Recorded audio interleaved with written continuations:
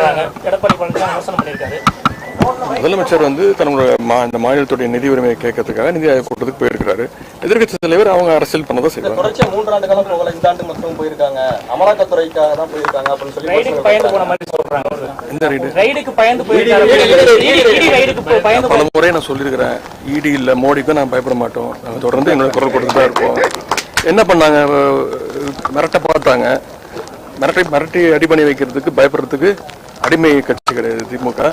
எங்களுடைய கலைஞர் உருவாக்கின கட்சி, எங்களுடைய சுயமரியாதை கட்சி, பெரியார் கொள்கைகள். தப்பு பண்றவங்க தான் பயப்படுத்த. நாங்கள் யாருக்கும் அடி பண்ணிடணும் தேவையில்லை, பயப்படவும் எங்கள் அவசியமும் கிடையாது. எதா இருந்தாலும் சட்டப்பூர்வமாக சந்திப்போம்.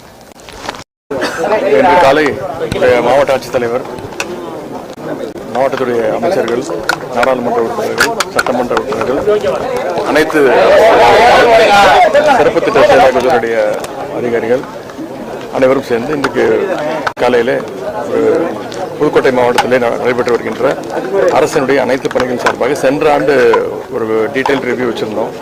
இந்த முறை அதுக்கான ஒரு ஃபாலோ அப் ஆக்ஷனுக்காக ஒரு முதலமைச்சருடைய உத்தரவின் பேரில் இன்றைக்கி ஒரு ரிவ்யூ மீட்டிங் நடத்தியிருக்கிறோம். சில பணிகள் சுணக்கங்கள் இருக்கிறதெல்லாம் எதற்காக அந்த பணிகள்லாம் சீக்கிரம் முடிக்க வேண்டும் என்று சொல்லியிருக்கின்றோம். இன்று அந்த ஆய்வு பணியை முடிச்சுவிட்டு இன்றைக்கு புதுக்கோட்டையில் 2015ஆம் ஆண்டு இந்த ஸ்போர்ட்ஸ் ஃபெசிலிட்டி மல்டிபர்பஸ் ஹால் கட்ட ஆரம்பித்தாங்க. அதன் பின்பு நிதி